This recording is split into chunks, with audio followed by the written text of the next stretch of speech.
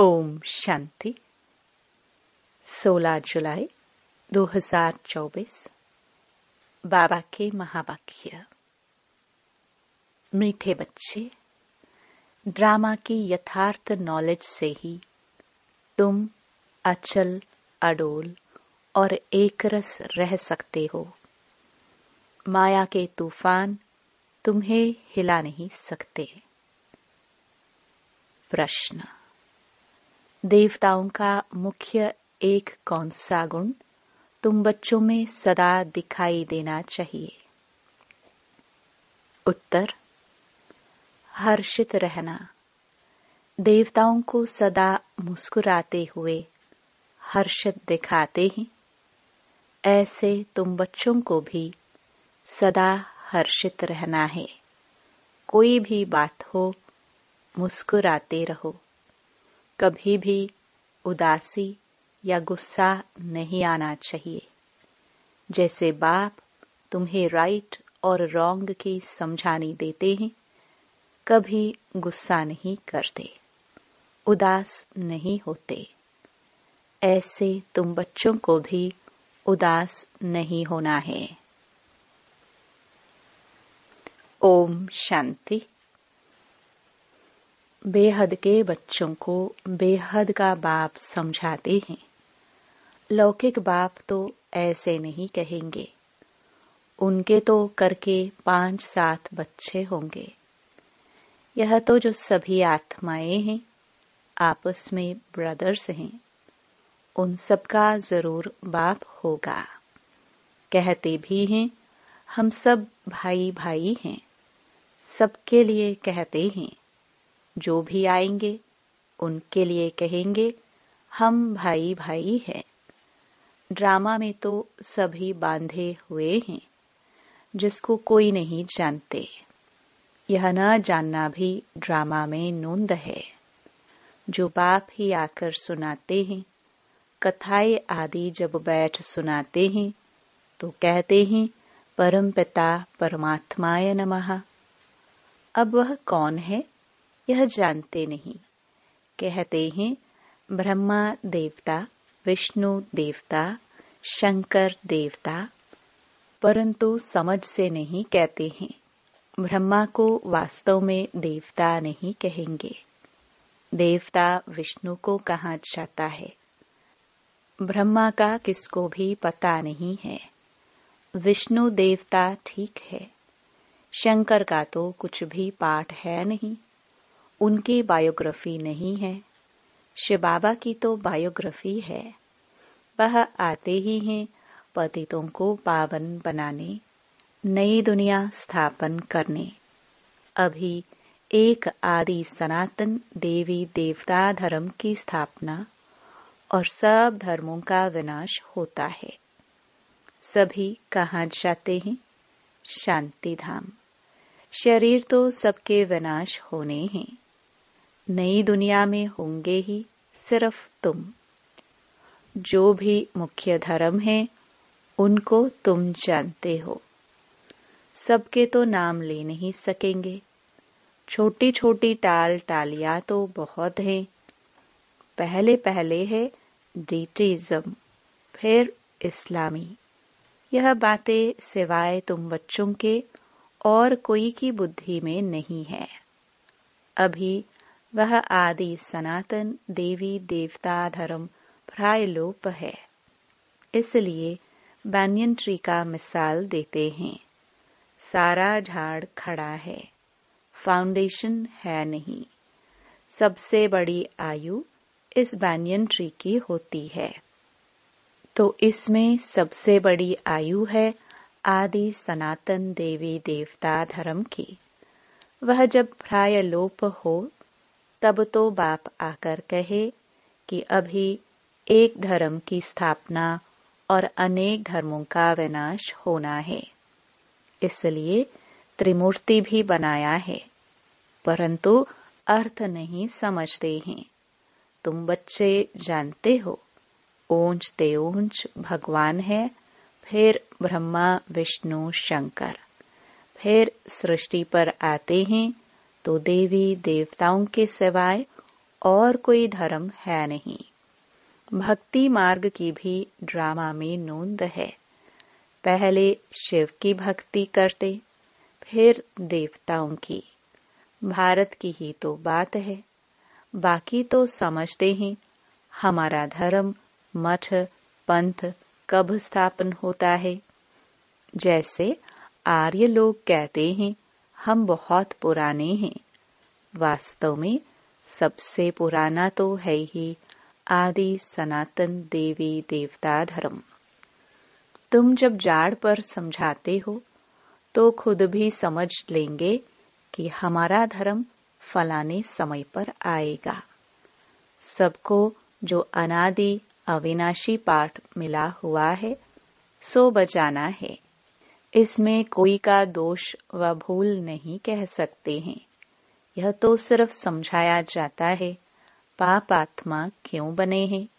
मनुष्य कहेंगे हम बेहद के बाप के सब बच्चे हैं। फिर सब ब्रदर्स सतयुग में क्यों नहीं है? परंतु ड्रामा में पाठ ही नहीं है। यह अनादि ड्रामा बना हुआ है। इसमें निश्चय रखो और कोई बात बोलो नहीं। चक्कर भी दिखाया है कैसे यह फिरता है। कल्प वृक्ष का भी चित्र है, परंतु यह कोई जानते नहीं कि इनकी आयु कितनी है। बाप कोई की निंदा नहीं करते हैं। यह तो समझाया जाता है। तुमको भी समझाते हैं तुम कितने पावन थे। अभी पतित बने हो तो पुकारते हो हे पतित पावन आवो। पहले तो तुम सबको पावन बनना है, फिर नंबरवार पाठ बजाने आना है। आत्माएं सब ऊपर में रहती हैं, बाप भी ऊपर में रहते हैं। फिर उनको बुलाते हैं कि आओ। ऐसे वह बुलाने से आते नहीं हैं। बाप कहते हैं मेरी भी ड्रामा में पाठ नोंधा हुआ है। जैसे हद के ड्रामा में भी बड़े बड़े मुख्य एक्टर्स का पाठ होता है, यह फिर है बेहद का ड्रामा। सब ड्रामा के बंधन में बांधे हुए हैं। इसका मतलब यह नहीं है कि धागे में बांधे हुए हो। नहीं, यह बाप समझाते हैं। वह है जड़ झाड़। अगर बीज चैतन्य होता तो उसको मालूम होता ना कि यह कैसे झाड़ बड़ा हो, फिर फल देंगे। यह तो है चैतन्य बीज इस मनुष्य सृष्टि रूपी झाड़ का। इसको उल्टा झाड़ कहा जाता है। बाप तो है नॉलेजफुल। उनको सारे झाड़ की नॉलेज है। यह है वही गीता की नॉलेज। कोई नई बात नहीं है। यहाँ बाबा कोई श्लोक आदि नहीं उच्चारते हैं। वो लोग ग्रंथ पढ़कर फिर अर्थ बैठ समझाते हैं। बाप समझाते हैं यह है पढ़ाई। इसमें श्लोक आदि की दरकार नहीं। उन शास्त्रों की पढ़ाई में कोई एम ऑब्जेक्ट है नहीं। कहते भी हैं ज्ञान, भक्ति, वैराग्य। यह पुरानी दुनिया विनाश होती है।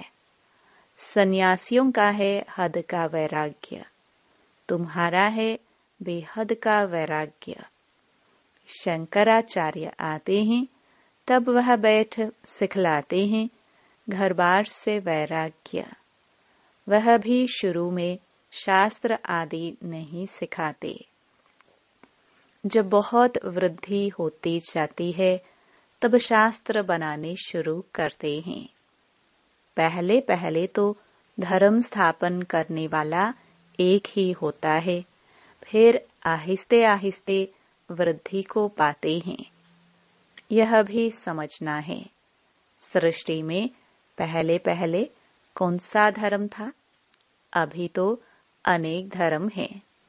आदि सनातन देवी देवता धर्म था, जिसको स्वर्ग हेवन कहते हैं। तुम बच्चे रचयिता और रचना को जानने से आस्तिक बन जाते हो। नास्तिक बने का कितना दुख होता है। निधन के बन पड़ते हैं, आपस में लड़ते झगड़ते रहते हैं। कहते हैं ना, तुम आपस में लड़ते रहते हो, तुम्हारा कोई धनी धोनी नहीं है क्या? इस समय सब निधन के बन पड़ते हैं। नई दुनिया में पवित्रता, सुख, शांति सब था। अपार सुख थे। यहाँ अपरम अपार दुख हैं। वह है सतयुग के, यह है कलयुग के।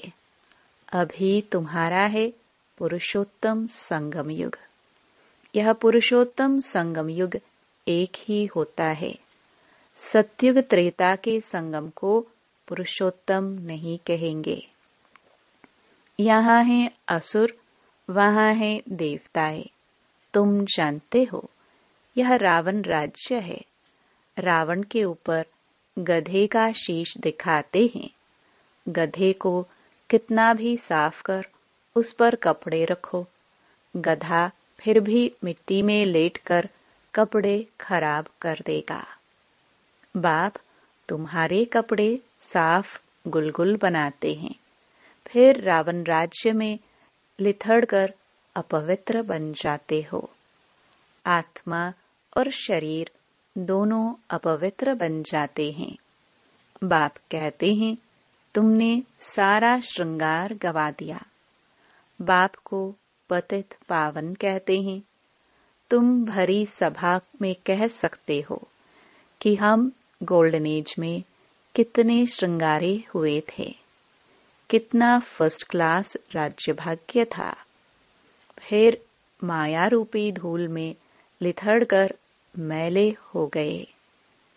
बाप कहते हैं, यह अंधेरी नगरी है। भगवान को सर्वव्यापी कह दिया है। जो कुछ हुआ वह हूबहू रिपीट होगा। इसमें मूंझने की दरकार नहीं है। 5000 वर्ष में कितने मिनट, घंटे, सेकंड हैं। एक बच्चे ने सब धर्म वालों का हिसाब निकालकर भेजा था। इसमें भी बुद्धि व्यर्थ की होगी। बाबा तो ऐसे ही समझाते हैं कि दुनिया कैसे चलती है। प्रजापिता ब्रह्मा है ग्रेट ग्रेट ग्रैंडफादर। उनका ऑक्यूपेशन कोई नहीं जानते। विराट रूप बनाया है तो प्रजापिता ब्रह्मा को भी उड़ा दिया है। बाप और ब्राह्मणों को यथार्थ रीति जानते नहीं हैं। उनको कहते भी हैं आदि देव। बाप समझाते हैं, मैं इस झाड़ का चैतन्य बीज रूप हूँ। यह उल्टा झाड़ है। बाप जो सत्य है, चैतन्य है, ज्ञान का सागर है, उनकी ही महिमा की जाती है। आत्मा न हो तो चल फिर भी न सके। गर्भ में भी 5-6 मास के बाद आत्मा प्रवेश करती है। यह भी ड्रामा बना हुआ है। फिर आत्मा निकल जाती है तो खलास। आत्मा अविनाशी है, वह पाठ बजाती है। यह बाप आकर रियलाइज कराते हैं। आत्मा इतनी छोटी बिंदी है, उसमें अविनाशी पाठ भरा हुआ है। परम पिता भी आत्मा है। उनको ज्ञान का सागर कहा जाता है। वही आत्मा का रियलाइजेशन कराते हैं। वह तो सिर्फ कह देते, परमात्मा सर्वशक्तिमान 1000 सूर्यों से तेजोमय है, परंतु समझते कुछ नहीं। बाप कहते हैं, यह सब भक्ति मार्ग में वर्णन किया हुआ है और शास्त्रों में लिख दिया है।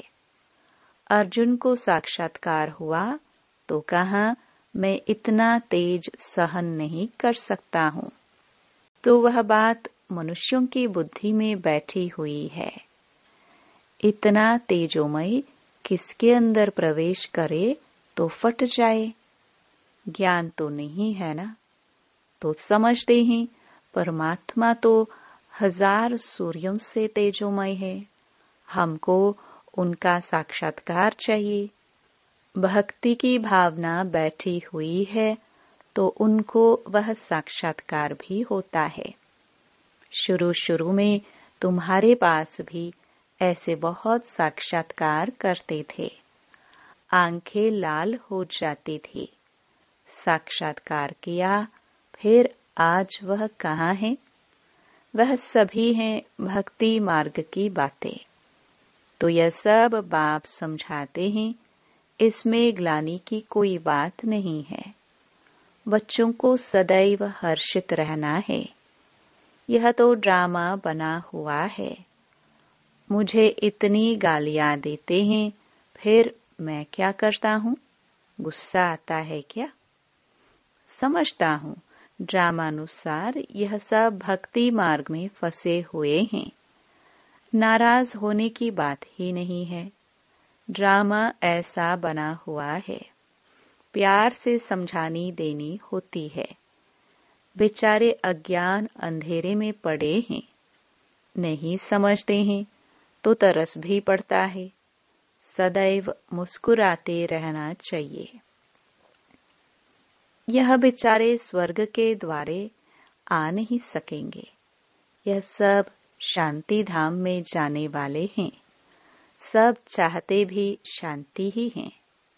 तो बाप ही रियल समझाते हैं। अभी तुम जानते हो कि यह खेल बना हुआ है। ड्रामा में हर एक को पार्ट मिला हुआ है। इसमें बड़ी अचल स्थिरम बुद्धि चाहिए। जब तक अचल अडोल एकरस अवस्था नहीं, तब तक पुरुषार्थ कैसे करेंगे? कुछ भी हो, भल तूफान आए, परंतु स्थिरम रहना है। माया के तूफान तो ढेर आएंगे और पिछाड़ी तक आएंगे। अवस्था मजबूत चाहिए। यह है गुप्त मेहनत। कई बच्चे पुरुषार्थ कर तूफान को उड़ाते रहते हैं। जितना जो पास होगा उतना ऊंच पद पाएगा। राजधानी में पद तो बहुत है ना। सबसे अच्छे चित्र हैं त्रिमूर्ति, गोला और झाड़। यह शुरू के बने हुए हैं। विलायत में सर्विस के लिए भी यह 2 चित्र ले जाने हैं। इन पर ही वह अच्छी रीति समझ सकेंगे। आहिस्ते आहिस्ते बाबा जो चाहते हैं कि यह चित्र कपड़े पर हो, वह भी बनते जाएंगे। तुम समझाएंगे कि यह कैसे स्थापना हो रही है। तुम भी इसको समझेंगे तो अपने धर्म में ऊंच पद पाएंगे। क्रिश्चियन धर्म में तुम ऊंच पद पाना चाहते हो तो यह अच्छी रीति समझो। अच्छा, मीठे मीठे सिखिलदे बच्चों प्रति माता पिता बाप दादा का याद प्यार और गुड मॉर्निंग। रूहानी बाप के रूहानी बच्चों को नमस्ते। धारणा के लिए मुख्य सार। पहला, इस पुरुषोत्तम संगम युग पर पवित्र बन स्वयं का श्रृंगार करना है। कभी भी माया के धूल में लिथड़ कर श्रृंगार बिगाड़ना नहीं है। दूसरा, इस ड्रामा को यथार्थ रीति समझकर अपनी अवस्था अचल अडोल स्थिरम बनानी है। कभी भी मूंझना नहीं है। सदैव हर्षित रहना है। वरदान, सोच समझकर हर कर्म करने वाले पश्चाताप से मुक्त ज्ञानी तू आत्मा भव। दुनिया में भी कहते हैं पहले सोचो फिर करो। जो सोचकर नहीं करते, करके फिर सोचते हैं तो पश्चाताप का रूप हो जाता है। पीछे सोचना यह पश्चाताप का रूप है, और पहले सोचना यह ज्ञानी तो आत्मा का गुण है। द्वापर कलयुग में तो अनेक प्रकार के पश्चाताप ही करते रहे, लेकिन अब संगम पर ऐसा सोच समझकर संकल्प व कर्म करो जो कभी मन में भी 1 सेकंड भी पश्चाताप न हो। तब कहेंगे ज्ञानी तू आत्मा। स्लोगन। रहमदिल बन सर्व गुणों और शक्तियों का दान देने वाले ही मास्टर दाता हैं। ओम शांति।